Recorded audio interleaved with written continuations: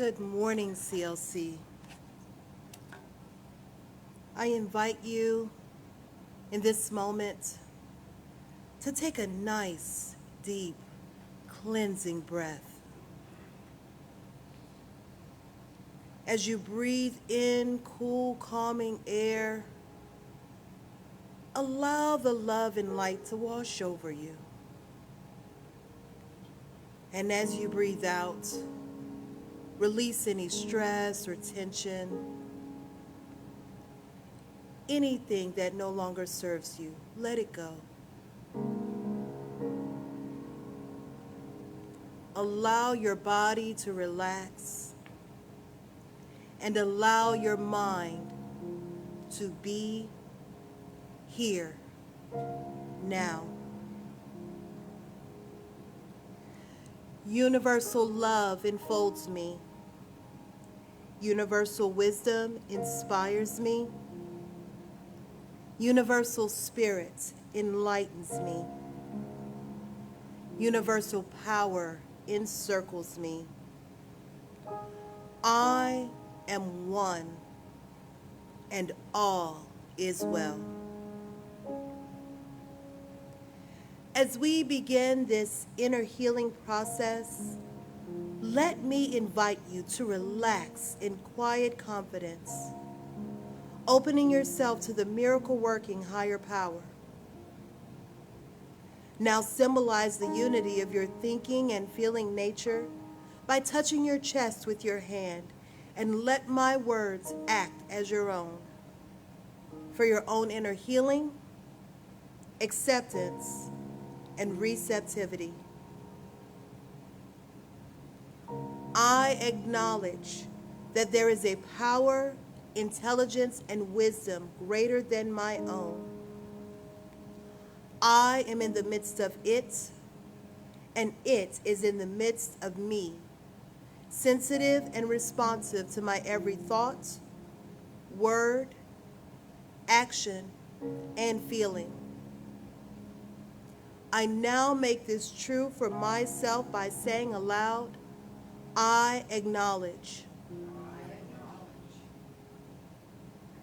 Acknowledging this higher power working through my life, I admit that I am personally responsible for solving my own problems while being guided and assisted by something greater than myself. As I am ready to surrender the conflicts of my ego to the wisdom of this infinite presence, I simply speak these words: I surrender. Knowing that forgiveness is the key to unconditional love and the feeling of heaven, I now unconditionally forgive anyone and everyone who has ever injured me in any way.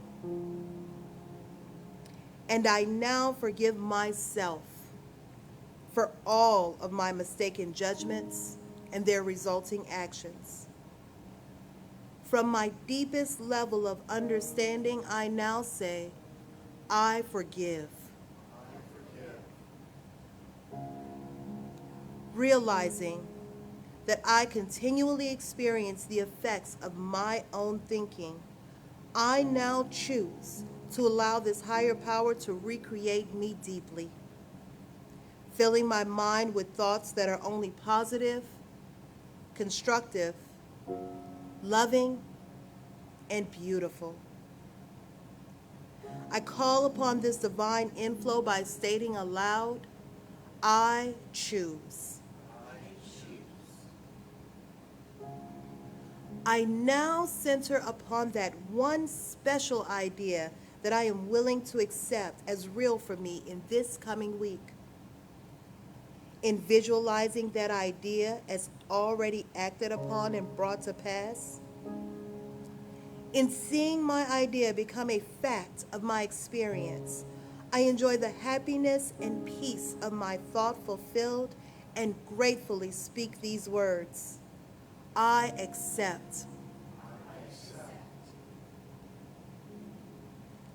Knowing that I have an everlasting place in the midst of the power that sustains all creation, as well as the support of all those around me, I allow myself to relax in the peace of fulfillment and gratitude and say, I release.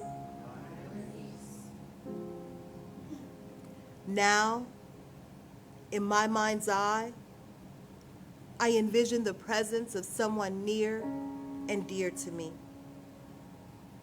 This can be a friend, a family member, a teacher or mentor, someone who has touched my life in deep and loving ways. Someone who may not be physically present in the room with me this morning. I turn toward that image in my mind's eye and say, I'm grateful for the good in your life. Now I open my eyes, turn to the world around me, and joyfully speak to anyone physically present in the room or virtually on this broadcast, and share in confidence and gratitude in saying, I'm grateful for the good in your life. Welcome, everyone. We are so happy to have you here. Thank you for being a part of our service. Thank you for being a part of our lives. We're very grateful that you're joining us in this moment. Brian? Every time we welcome you back, you go away again. So I don't know. I don't know, man, what we ought to do here. It's the summer. What can I tell you? Now, I don't know if this was deliberate on Danielle's part, but you may have noticed in the inner healing this morning, she said, touch your chest with your hand. It was deliberate. Good. Yes. Thank you. It was deliberate. Thank you for making that deliberate. Why? There's this bias in the culture against the left hand. There really is. And it goes back in legend into the mists of time, but it even shows up in heraldry because your right side is your dexter side and your left side is your sinister side. Now, what does the word sinister bring to mind? Deceitful, underhanded, creepy. Whereas dexterous is fluid and competent and able, and ambidextrous is widely able. So it ties in Western occult lore to the right side of the self being associated with the sun and the left side of the self being associated with the moon and the subconscious. The conscious aspect of mind, sunlit, the subconscious aspect of mind, moonlit, and typically feared. And I bring this up because it has a lot to do with what he touches on in the Beverly Hills Lectures, and it's just generally good information for all of us that what we're here to do in a teaching like this is soften up the subconscious mind. You and I have been working at the conscious level our whole educational process. We've had the tops of our little heads unscrewed and all sorts of information poured in, and we have facts and figures and all of this. And what we're looking for in life, in any kind of spiritual setting, certainly is a context in which to hold all the information that we've acquired. That context is achieved at the level of the subconscious, where thought is united with feeling. When thought and feeling are united, they equal belief, or they equal an opinion of reality that is intentional, deliberate, very active. So last week I was sharing with you ideas about rest, that it's good to have rest. And that was not a one-off idea, because of course we need rest in a cycle going forward. What I was suggesting last week was real rest, not just unconsciousness, not just collapsing to the floor when you can go no further, but real, deliberate, intentional rest. Resting the mind of opinions and values and ideas for a while. Communing with spirit is rest. It's like you balance prayer with meditation. Meditation is just receiving incoming information that isn't necessarily useful, but it's comforting, right? Alan Watts, who's one of my favorite spiritual teachers, who was a Buddhist and Anglican both, managed that. He said, we in the West, and I know I bring this up to you from time to time, but I think it's a great example. He says, we in the West look at a cloud-filled sky, and we want all the clouds to be symmetrical. We want them all to be evenly spaced and march across the sky and dump rain. Right now, we could really use this, you know. But instead, they're smeared and they're puffy and they're what they are. And it calls to our imaginations. They're not simply functional. They're associative. They're symbolic of something. They make us reflect. They make us look back. They make us mourn and they make us rejoice and so on. And what they're doing is they're stimulating opinions and sensations and whatnot that we've buried within ourselves. And all of reality is really doing this, and it terrifies us. You know, to put it another way, a lot of times people come to a spiritual center of some sort to be told what to do. I had this conversation with somebody this week. People like to be told what to do. And a really simple way to do that is to tell them that there's a hell they're going to go to if they don't. And scare the hell out of them. What do I have to do? Oh, glad you asked. Read this, eat this, wear this, do this, whole list of things depending on whom you ask, you know. And there's a certain comfort in that, and the person will take that information. They'll say, well, now I'm good. Now I'm good to go. I don't care what anybody else thinks. I've got my get out of hell free card, you know, because I was told what to do, and I'm doing it. Okay? There's a certain comfort in that. And these are not stupid, uneducated people who believe in that, who follow that kind of comfort. Everybody's looking for some kind of assurance in this life. You know what? We don't get any. We really don't. Life is paradoxical. Life is weird. And I mean that in a theologically appropriate way. Look it up. Look it up. What weird really means. It's not just strange and random. It's unearthly. It's from the unseen. The unseen is constantly marching through the seen, you know? And what it means is what we feel about it. What it means is what we feel it means. Not what some book says it means, not what some tradition says it means, certainly not what some leader says it means, but how we feel about it. We're here to interpret reality. And this is terrifying. And I'll tell you another story I've told you before many times, that one of the first students here at Creative Life, a long time ago, said to me after a class, this is the hardest thing I've ever had to do in my life. And I thought, oh no, I'm teaching it wrong. Because this should be easy, it should be freeing, it should be this, it should be, you know, sunlit and moonlit and all. And it is. But he was right. It is about the hardest thing you'll ever have to do, is to manage your own consciousness. Because we're so used to having somebody else manage it for us. So you see, when we take this rest, and we wake up from the rest, bless you. We get to bless somebody. When we wake up from the rest, the first thing that happens is all our thoughts download.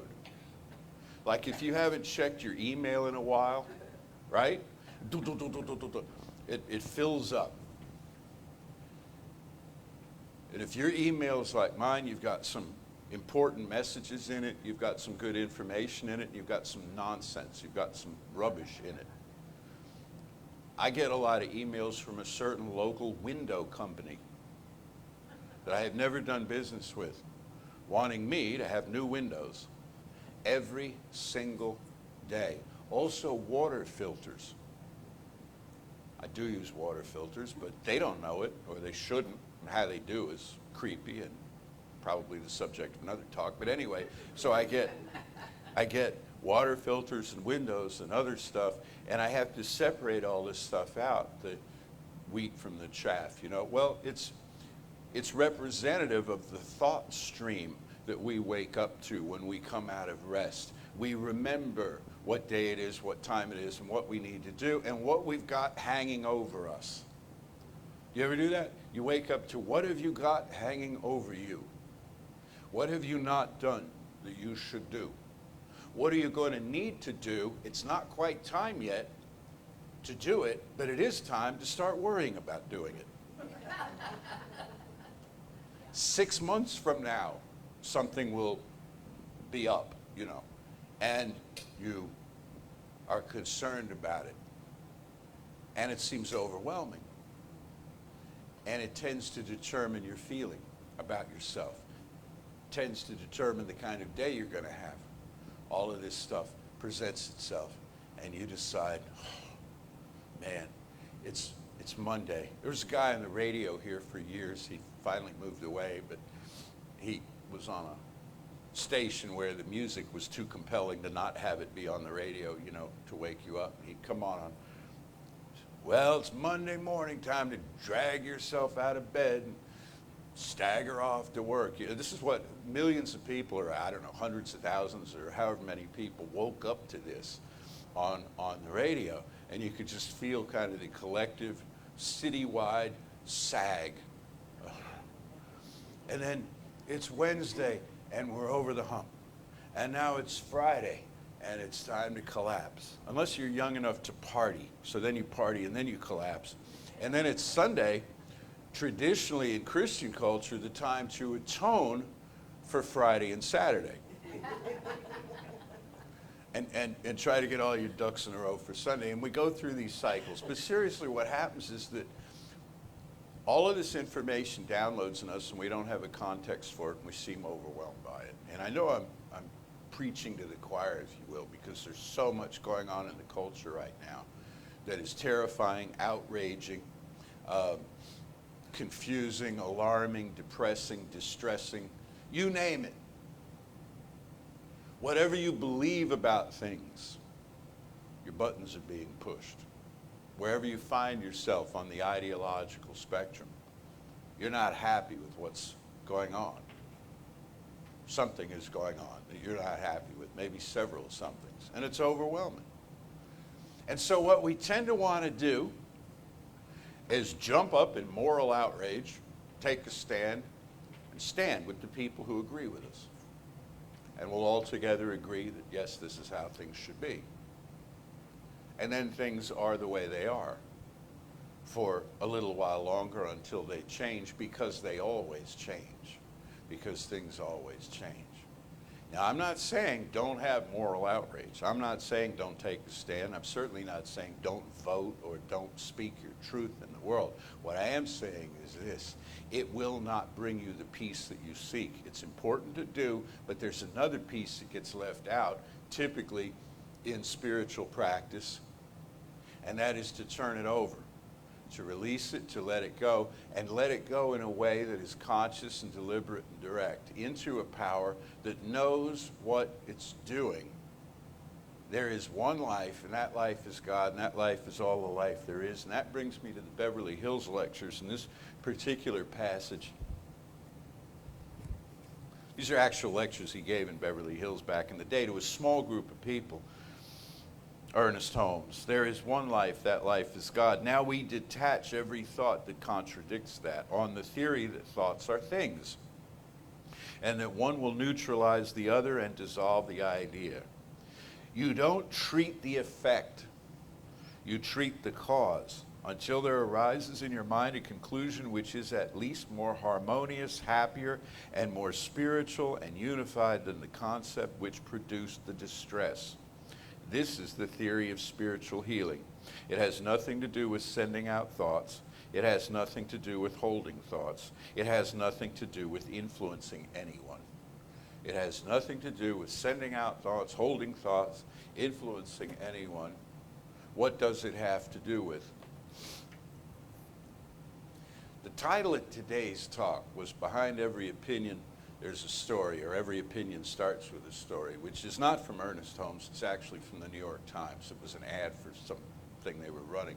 And I thought, yeah, but that works. That's really pretty good. See, every opinion that we hold of reality starts with our own personal background, our own personal story.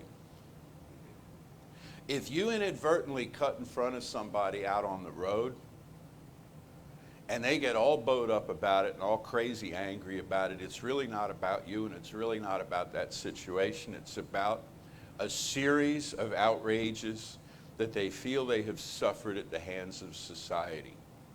If somebody goes off at you in anger, or if somebody, on the other hand, hands to you all their power, or wants to, tries to, it's not about you, it's about a story that has run up to this moment through them from their past. People are wounded along the way, and people are emboldened along the way also, and all of that combines itself into how they present in your experience when you meet them. Okay?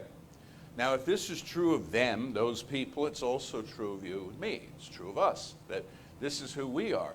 All of the stories, all of the experiences that we've had present us in this current moment with the opinion that we hold of reality, which is why I said a few weeks ago, it's like if somebody comes walking into your life and you go, here comes trouble. Where did that come from? You have no idea who they are and what they're up to, but that's your story.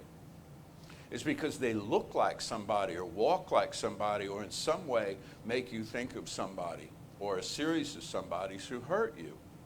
There's a story that Daniel Goleman tells in the book Emotional Intelligence, which is a great book, and a whole great bunch of stuff. They're looking it up for you right now, but the stuff that issues from that on emotional EQ, as they call it. And he says there was a woman working as a wait person in a restaurant with one of those great big oval trays with dinners on them. I did this. Did you do this? Did you ever wait tables? You learn to hold this big heavy tray, yeah, right?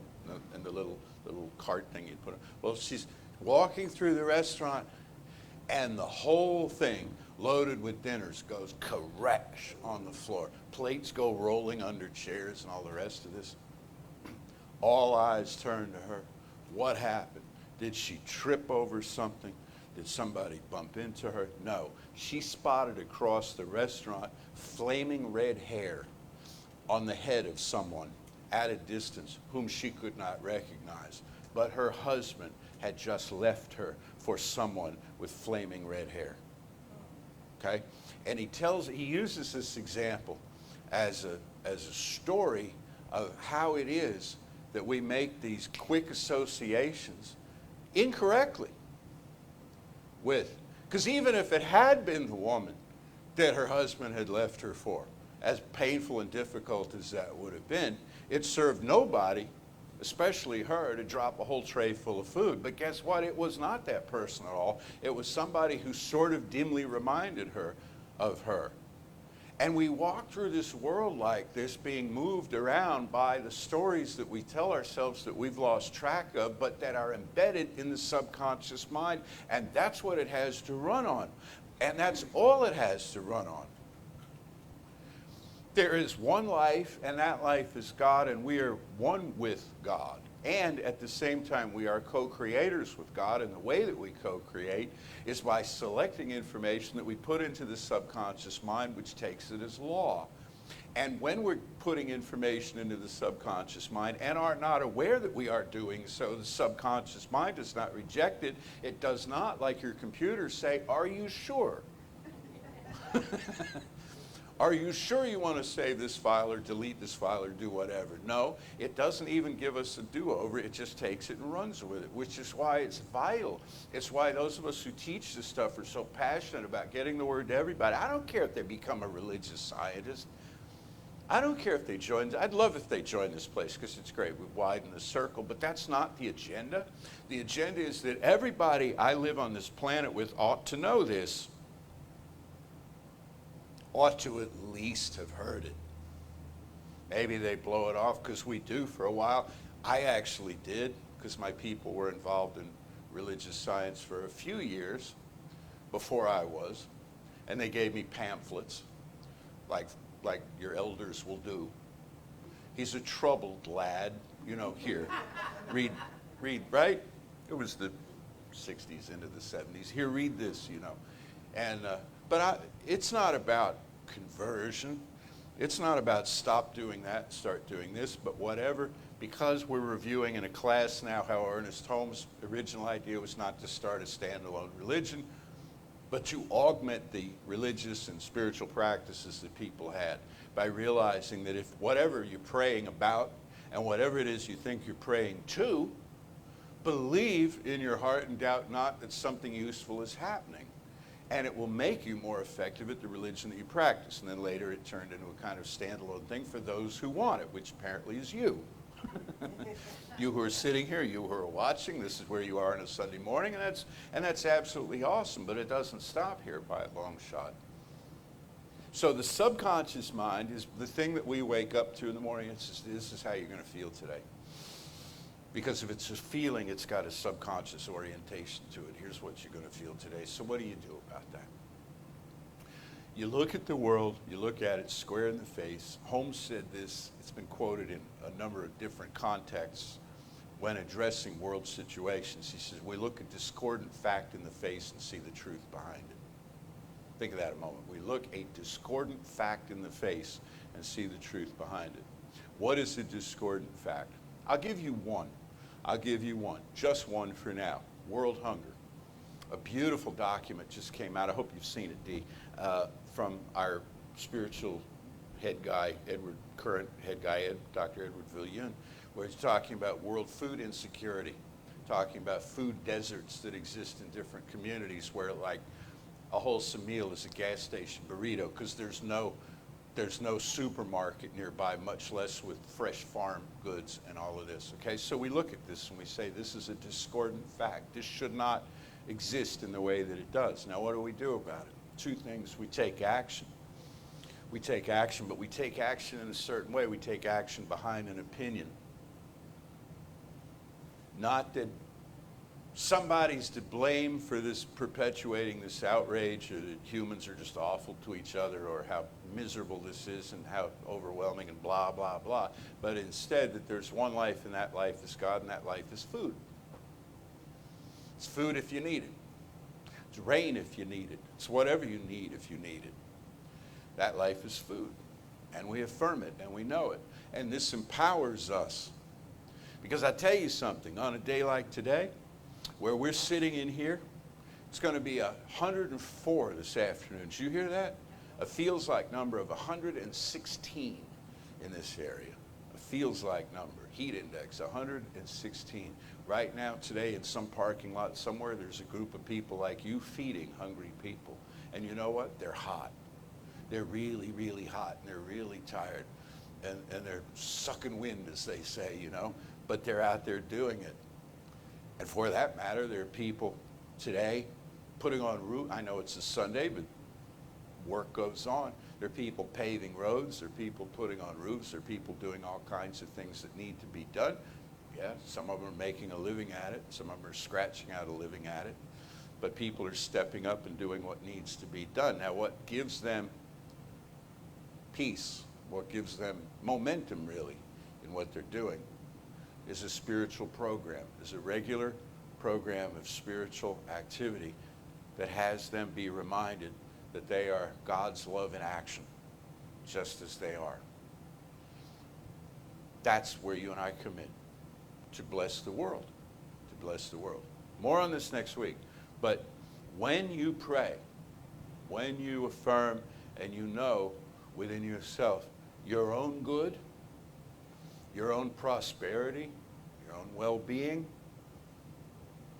your own health, your own peace, you can't help but bless the world as well, because you're affirming a unity, a oneness, a connectedness with all that is. So in the week to come, what I encourage you to do is think about, we've got multiple assignments going on here at the center, and I hope that's all right with you. You know, to know yourself and to know that other people know themselves. That's like the summer-long assignment. Last week was to rest. And the assignment today is to do, in the words of the immortal and never to be forgotten Dick Schmelzkopf. Okay? Yeah. who said that, and I'm paraphrasing because I don't remember exactly how he put it, and maybe you do, but he said, that thing that you're affirming, do you want that? Is that really what you want to create in your life? Do you want the universe to say yes to that? Say it again. Do you want the universe to say yes? Do you want the universe to say yes to that? That you just said, that rant or rave, you know, do you want the universe to say yes to that? Because if not, then draw the feeling back and make the statement that you have to make, or hold the momentary opinion that you have to hold over what appears to be so in the world, but hold the feeling back, keep the feeling in reserve, or as they say in one setting, keep your powder dry, you know. Hold the feeling back until it's time for there to be a thought that you then wrap the feeling in of yes, an affirmation of yes, this is what I wish to create in my life. So let's know together now, one life, one power, one presence, just as we have heard, just as we have known. And this one life knows us just as we are. And it thinks we're doing a terrific job of being who we are. It says to us, go be you. Go be you. And as we are the I am. Being as we are the initial impulse of creation. We are first cause. Being who we are. Now we know this. And it's not an idea we can easily shake off. If in fact we ever can. We now know that as co-creators with the infinite, we speak worlds into being. So I affirm and know, on behalf of all of us, peace, prosperity, well-being, respect, comfort, goodness, truth, every virtue, everything solid, everything noble I can possibly think of. I further affirm that nothing can stand in the way of these, no matter how things appear in the moment. Because back of it all is the one love. So we act in concert with this by clarifying our own intentions, setting our own direction, being bringers of peace and tellers of truth. For this knowing, and the way that it manifests in form throughout all creation, starting right here, right now, I am so deeply grateful. I release this word now into the infinite, calling it done, and so it is. So it is. It's fantastic. And thank you, Reverend Lisa, for bringing that to us. That was amazing. We love that. Now, a couple of things. I'm kind of stealing Reverend Lisa's announcement portion a little bit. Reverend David did let me know all of the books for all of the book studies that we have going on are available in the bookstore. So if you're in the room and you want to go to the bookstore, or if you want to come up here to go to the bookstore, that's perfectly fine. We would love to see you. I know they're probably also available on Amazon as well, but we do have them right there for your convenience. So please go support our bookstore and purchase them if you're here and available. Of course, it will be open after. The other thing too is we have some previous months Science of Mind magazines that we are giving for free. So you can get a free Science of Mind magazine from a previous month that's not this month in the bookstore as well. So if you would like that, please go over there. Reverend David will be there, and you can get that. And now we come to giving time. As our ushers make their way to the back, I want to ask, is there anyone here for the first time? Please raise your hand if this is your first time here. Thank you, everyone, for coming back and being here again. I forget to say that sometimes, so I need to say that even though I know all of you have been here before. Because I do forget. And with that, if there's anyone online for the first time, please let us know that as well. You can message us in chat right now. You could also send us a private Facebook message. You could also email us at info@creativelife.org. We would love to hear from you. And with that, again, thank you everyone for being here. Thank you for the support that you give to us, your presence, your love, your light, as well as your monetary donations are greatly appreciated. It is because of what you give to us that we can be here for you. So thank you for everything you give us. And with that, I invite you now to say with me, divine love through me blesses and multiplies all the good I am and have, all the good I give and receive. I am prosperous now, and so it is. I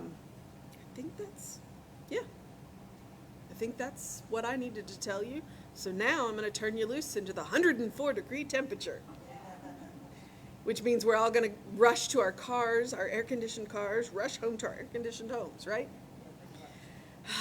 At which point, for all of those who are out in it, we are going to know peace, safety, and a lot of water.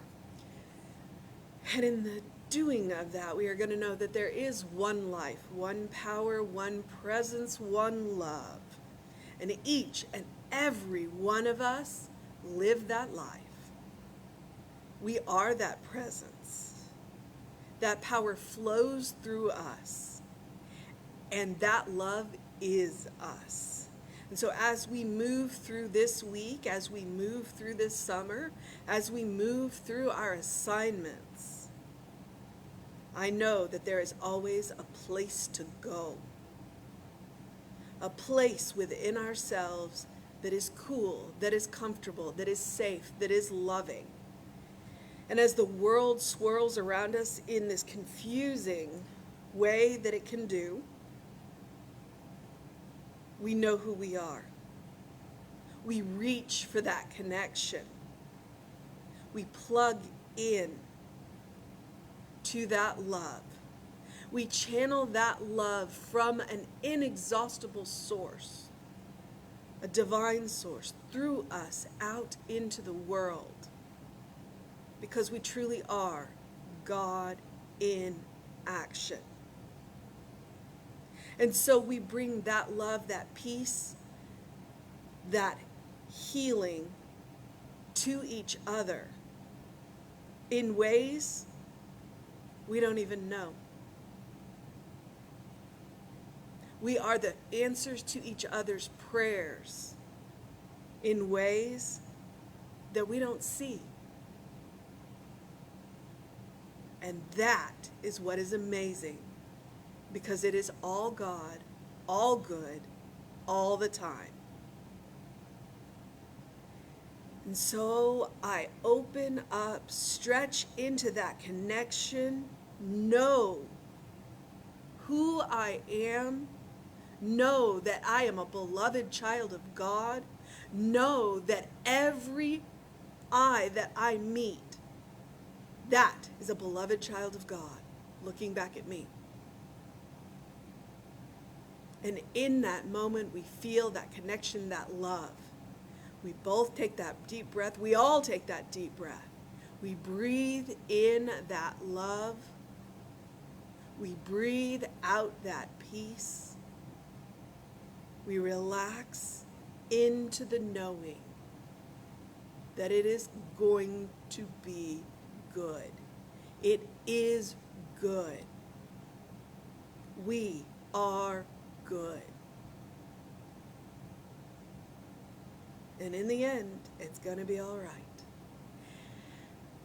And I know this with all of the gratitude in my being, because gratitude is simply another word for love. And I relax, release, and am grateful for this teaching, this place, these people, these ministers, these practitioners, these musicians. I am grateful for this world. And so it is. So it is. Let there be peace on earth, and let it begin with me. Say it with me now. Something wonderful is happening through me. Something Wonderful is happening through me. I feel it in my body. I feel it in my body. I feel it in my mind. I feel it in my mind. I feel it in everything I am. I feel it in everything I am. Choose it. I choose I it. trust it. I trust it. I use it. I use and it. I love it. And I love it. So it is. And So so it it is. It's a good stretch. I know. I'm gonna have to wait. How many?